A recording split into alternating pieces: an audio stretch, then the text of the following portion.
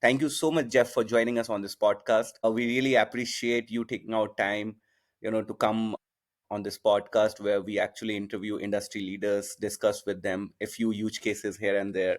I was going through a profile, such a terrific profile, great career all across. Would you take 1 or 2 minutes, Thank to you. kind of introduce yourself and take us through your journey so far? Thank you so much. I was really excited to talk to you today. My name is Jeff Keilholtz. Currently, I am the Senior Vice President of Marketing for Broadway Licensing Global. And what we do is we buy and represent Broadway plays and musicals. And our job is to represent that IP and get those shows produced all around the world. So basically what this means is after a play or musical has its run on Broadway, it needs to have a life after Broadway to maximize the value of that IP. And that's where we come in. We represent those shows. Beyond that, I grew up outside of Washington, D.C. in Maryland.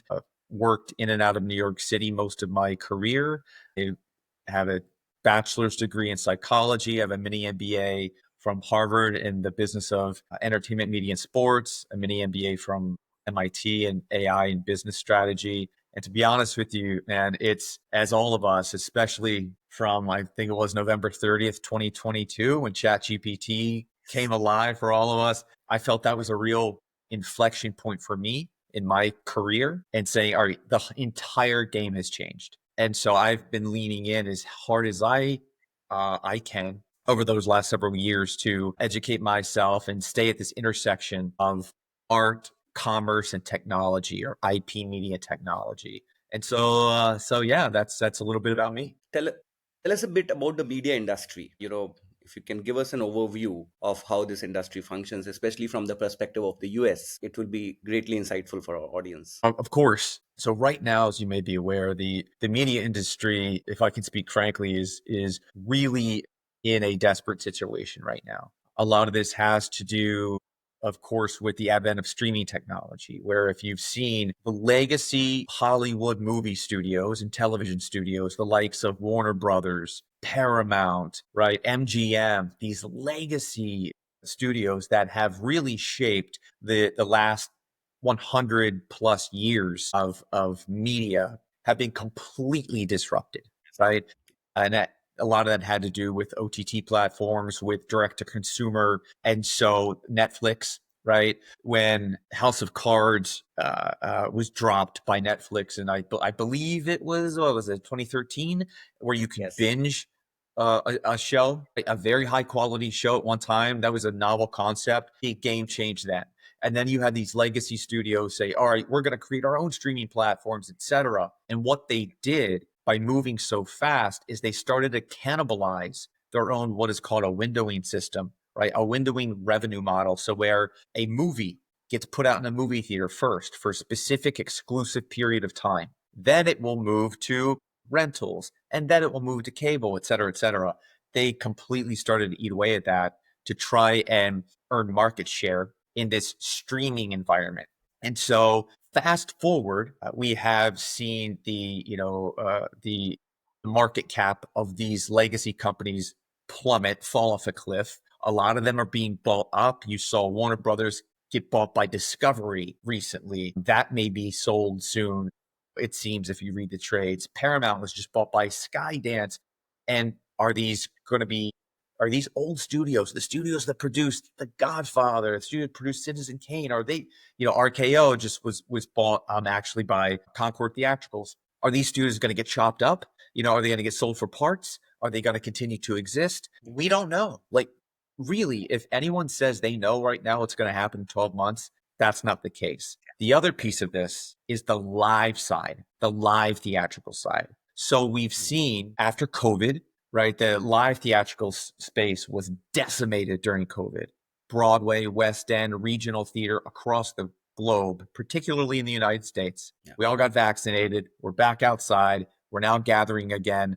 We're seeing theater come back on the rise. Broadway had its best box office year on record. However, that does not mean the health of the Broadway ecosystem is in place, is in good shape. A lot of this has to do with actually AI dynamic pricing, right? Where now a Broadway ticket for coveted show that stars, a big movie star, may Yeah. cost $800-900 a ticket to see a Yeah. show. And of course, that prices most of the population out, becomes a luxury, hobby, right? For the 1% or the upper class. And so while on paper, the live theater, especially the Broadway ecosystem, looks good in box office revenue over the last year, access to this type of media is in a precarious place. So I'll stop there. But as you can see, there is a lot of machinations, a lot of things that are very fluid right now happening within the entire media ecosystem.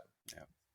Absolutely. And with this, Jeff, there's an important question that comes is that there's a lot of startups who are coming out with a product which is kind of democratizing, all the media houses go into live streaming kind of a thing, or a streaming platform kind of a thing. So they have a platform as a service where you just have to plug and play and you are boom, like, you can basically kind of, transition from a physical media house to an online OTT platform. But they have some challenges. So I would like to pick your mind there is that, let's suppose somebody like Warner Brothers or somebody XYG, let's not take names, if they want to launch their own digital streaming platform, an OTT platform, what do you think are the key challenges and success factors kind of scaling a D2C streaming platforms post getting them implemented? Yeah, I think a few things. One, from a 30,000-foot sort of bird's eye view, is churn.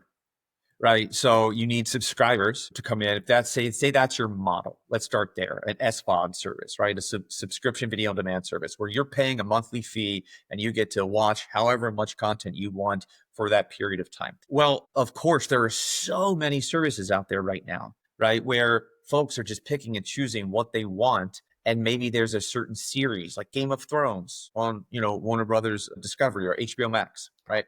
As it's now called again. Maybe I'll subscribe now to HBO Max to binge that series, but then I'm going to unsubscribe and maybe I'm going to go to, Amazon Prime.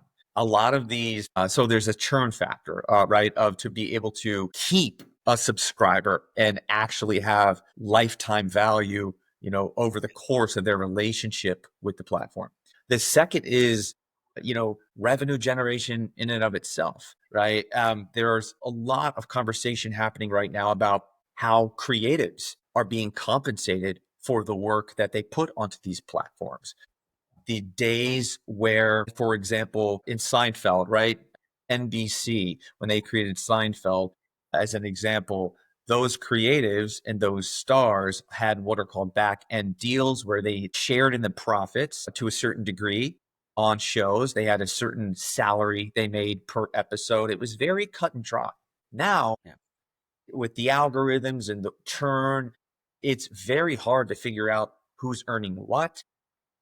And so the revenue piece of this makes it very hard for legacy companies, let alone startups, to really have a stable revenue model, right? Yeah. To sustain itself and gain subscribers over the course of their startup life. The third is capitalization, right? If you're a startup, man, it is hard. It's nearly impossible to compete with a lot of these legacy companies because Yeah. a lot of these companies are being bought by tech companies. So tech Right. are becoming the creator companies, right? So like Apple, we all love the iPhone and this and that, but I've heard it said, and I believe it's true, Apple can throw any amount of money it wants at content. In the Yes. amount of money it spends, we're talking hundreds of millions of dollars. Yeah.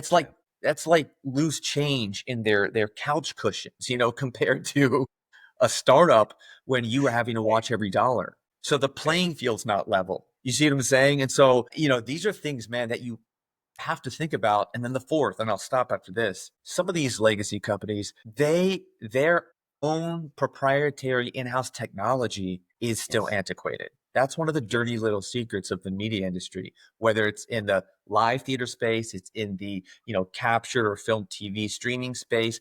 You know, Yeah. Technology is moving so fast, especially Yeah. from the consumer standpoint. But the back end technology, the financials, like, ooh, man, it can be a crazy place. And so it's hard. These systems, some of these don't have real API integrations, et cetera. So it's hard to scale some of those systems too.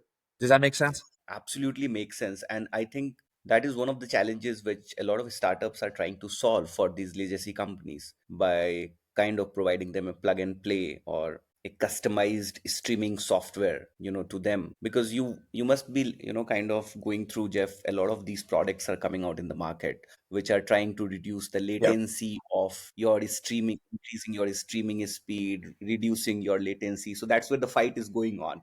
Like, who is better, Yeah. who will survive. Any insights on that? Yeah, to that point, you know what? That's a really, I think, fundamental point.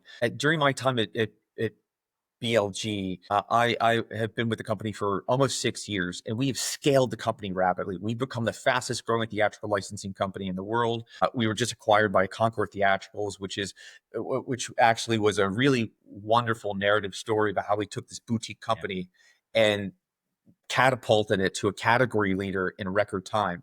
One of the Yes. imprints that we had, one of the companies was a streaming platform called Broadway On Demand, right? This started in March of 2020. At the time, the CEO of BLG called me up because he and I had worked together in the past, but we always wanted to sort of work together in a business relationship. Beyond that, I had, in addition to theater, I had some film and TV in my background too. He asked me to help start up the BOD, the Broadway on Demand streaming platform. And that kept the lights on. That kept the business going for us to get through COVID. However, the centerpiece of that business model was live streaming, right? Live streaming theatrical shows. Well, since COVID's over, I'm telling you right now, like that's not a thing right now. People are not like really sitting down with the popcorn waiting to watch a live stream. That's not happening right now. And so that market share sort of dwindled away. Then we had a catalog. We curated a catalog of about 200 titles of live captures, right? Video captures. And we started an SVOD, a TVOD model, et cetera, a fast model. But the thing that is important for startups, especially in that space, to think Yeah. about is to not try and compete with the Apples and the Amazon Primes and the WBDs and the Amazon HBO Maxes of the world. It is to get niche, and say, Yes. okay, I'm going to own this thread, right? This lane and be an expert there and really try and perfect that. I think that's really in this marketplace, especially with AI, that's going to be critical. And the other piece to your point, Yeah. you talked about page speed, just in general. Yes. The app now, like look, like OpenAI is about to launch its own web browser, right? Its Yes. operator model. And we have been a Google first, Google only internet experiment for the last 20 years. This is Yes. how you're able to discover platforms like this, discover content Yes. to watch Yes. on streaming, discover shows to go see in a theater. Now, the game's about to change in a rapid pace where you're not just competing at a streaming platform or, say, a theater company. It's not just competing to be at the top of a Google list, Google real estate on the top of that first page and be at the top of a list of options. You're Yes. competing to be the option. They're competing to be the answer in that. And so if things like SEO, Yes. keywords, these fundamental KPIs for these types of businesses, they're about to change, right? It's all going to be about semantic meaning, contextual relevance, right? Where SEO is going to become AIO, artificial Yes. intelligence optimization. And if these companies don't wise up fast to this, right, I, they're going to go away like a wisp of steam. Their traffic is going to start to go down. Their revenue is going to dry up, and they're going to be like, "What's happened?" It's almost as if they're going to be disappearing, right? And um, I speak urgently about this, but I think it's because look, that's the situation we're in. I mean, would you agree? Absolutely. Actually, Jeff, but a bit of philosophical, if we get a bit of philosophical, like, if you remember, Jeff, like, like say 30 years back, while, your father was there or your grandfather, right? People used to hear to radios, and radio was like kind of crazy. Every house was having a radio. And then in the last, 20 years, it's all fizzled out. Like people stopped using radios. There is no radio. It's become a showcase until I think last 4 to 5 years, those archaic pieces are coming back again. People are showing their interest. Do you think people will go back to that, to that era, pre-COVID, where people will love to go meet, hang out, talk face to face, enjoy movies? Do you think that? people will go back maybe after 10 years, 15 years. It is a really, really important question. And I think the answer is absolutely. I, from the chair I'm sitting in, man, this is going to become the coin of the realm, live, immediate, human, right? And I think the opportunity is particularly with the live theatrical space, right? We're going to see a big U curve. I think right Yes. now we are at the start of this U curve where, okay, right now we're sort of, treading water, keeping pace in this legacy Google environment. And then as OpenAI, all these browsers, everything's becoming AI facing. If you are not keeping up, right, with staying discoverable, right, within this technology, you could disappear. But I Yes. believe in the next, 12 to 36 months, there's going to be a an instinctual renaissance, right, for that sort of human connectivity, that Yes. immediate. And I really believe with the advent of deep fakes, right, with the advent of just everything being Yes. synthetic, man, we're going to crave it as human beings. We're going to Yes. crave this sort of being face to face with each other, being tactile, having our senses activated in real time with each other. And I think that's going to be the huge opportunity on this other side of the curve for Yeah. live theatrical. But they have to know how to navigate being Navigate that. discovered and staying relevant in the Yes. new technology. Does that make sense? Absolutely makes sense, Jeff. It's all making a lot of sense. Now we'll go to some industry questions from you because you have been into media and entertainment industry for a very long time. Tell us, how do media companies earn money? What are their different revenue channels like? Great question. So it all depends on what type of media we're talking about. But since we're talking about, say, streaming and live theatrical, let's just I think relegate the conversation to that domain, right? Yeah. So okay, first you're talking about subscription revenue if you're a streaming platform, right? So how much money you're making per household or per customer over that period of a month, and then that recurring revenue, right? Yes.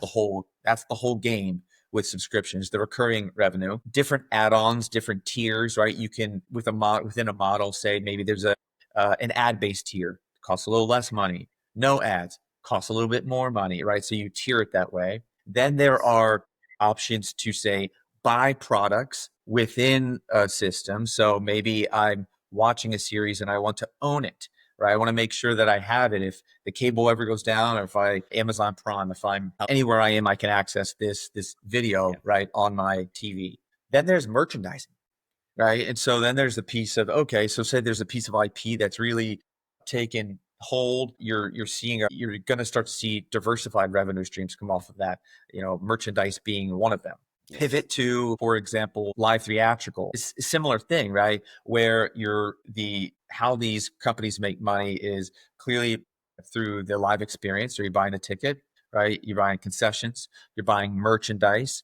Maybe you're buying a premium experience. So it's like a tiered experience, just like it is in the streaming world, where, okay, maybe I could sit, third row in the mezzanine and pay a certain price, or I could sit in this VIP section in the orchestra, dead center of the stage for a higher end price, things like that. The other piece for both are derivative IP, right? So say there's a series that comes out on HBO Max and it's killing it. Maybe they take a character from that show and create an entirely new series, right? Where it's tangentially connected, but you're just creating derivative IP and really expanding that franchise and hence the revenue. Same thing happens with Broadway. So let me give you an example of Broadway. The BLG, my company, represents many of the major marquee playwriting estates in the world. So the likes of Arthur Miller, Eugene O'Neill, Tennessee Williams, etc.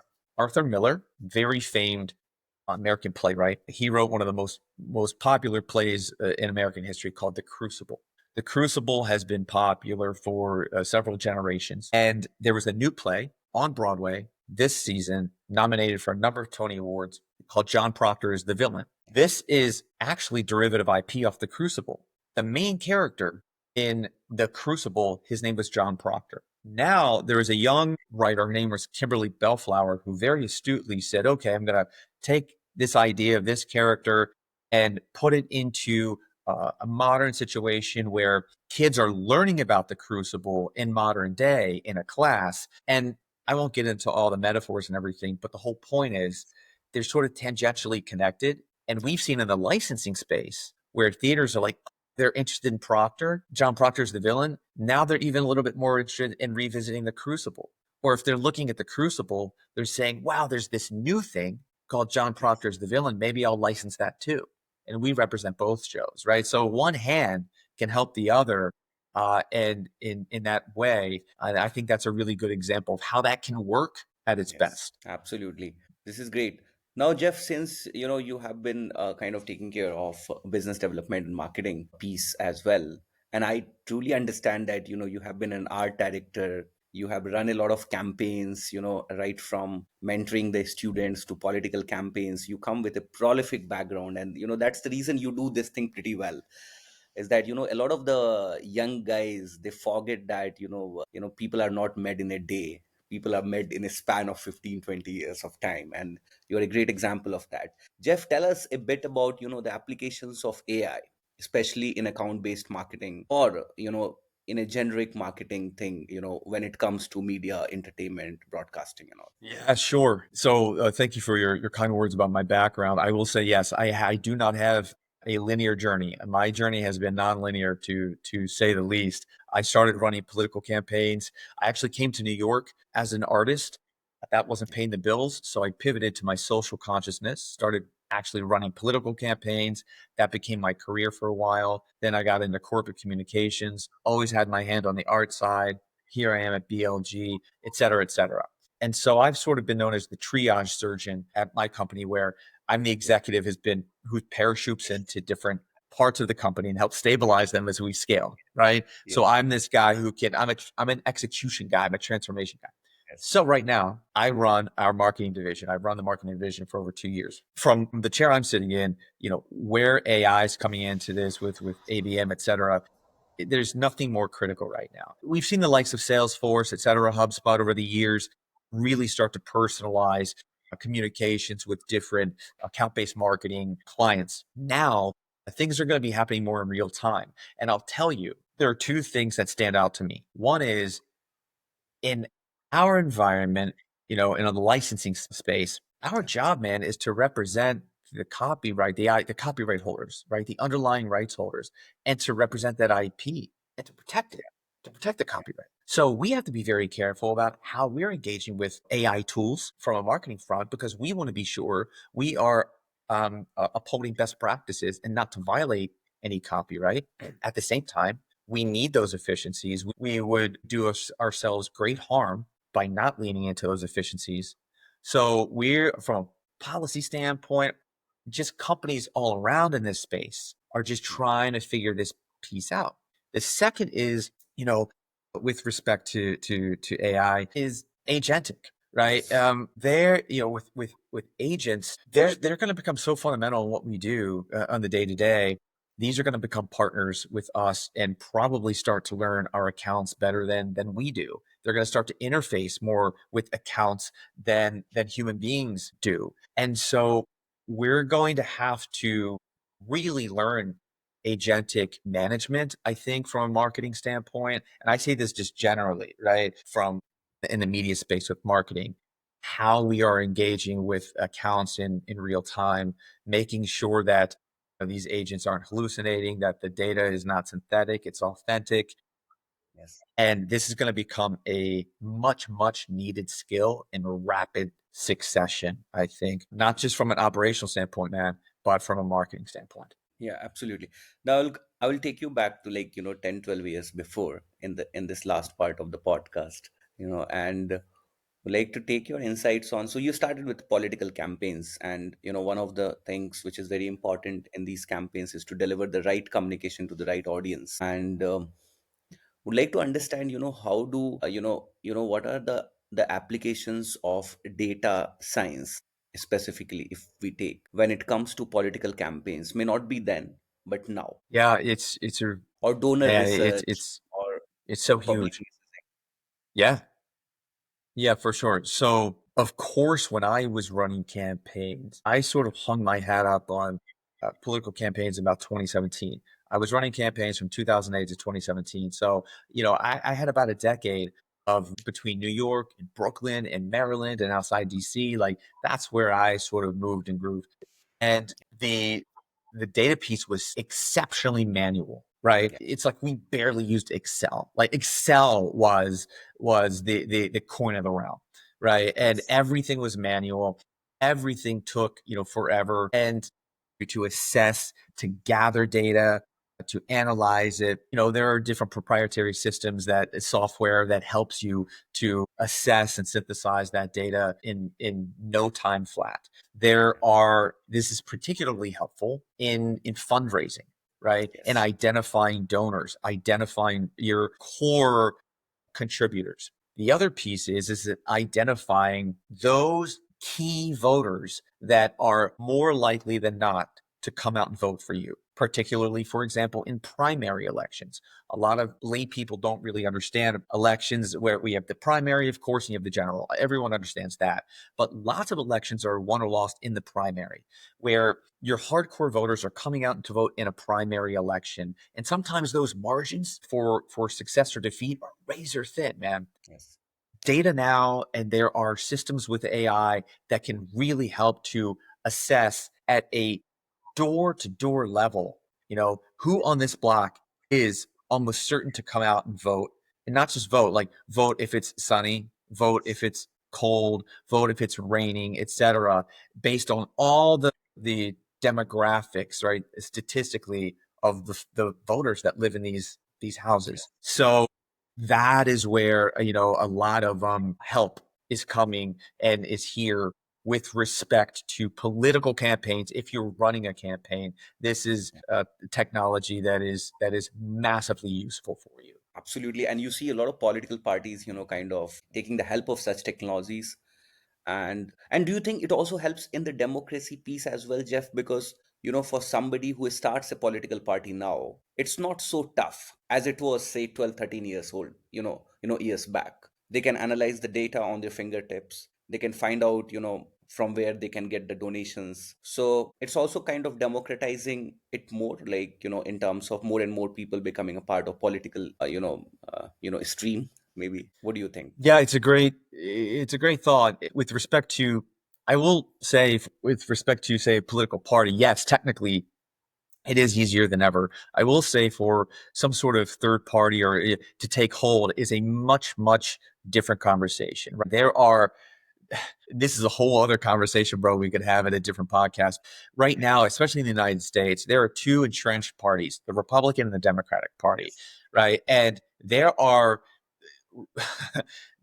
sort of rules set up with it between both parties, where it makes it extremely difficult for a third party candidate to emerge, to get on a ballot, to get on, especially in a federal national election, right? So there are many, many hurdles that are Yeah. put up to protect these two parties. So that, again, is a conversation for a different the technology out here now to be able to get in front of different voter constituencies, to connect with them, to learn about them, to engage them. That technology is here, and it's stronger than ever. So certainly, it remains to be seen how AI is going to impact all this. But I will say, as an AI safety point, and AI safety is so huge, and I think it's not being talked about enough, Yes. particularly in government, is protecting against the likes of deep fakes, right? And these types of, we need to do way more threat assessments, and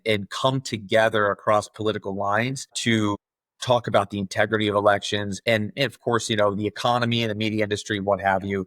Much more conversation, in my opinion, needs to be Yes. happening actively right now. Yeah, absolutely. And this AI security is taking a lot of, space inside cyber security streams as well. There's a lot of, products which are expanding their offerings to cover the AI security piece. But thank you so much, Jeff. Like, it was a great conversation with you, and we Thank learned, you. Yeah. and I think the audience will be delighted to see you, talking about media industry. Who better than you? You're kind, man. Thank you. Travel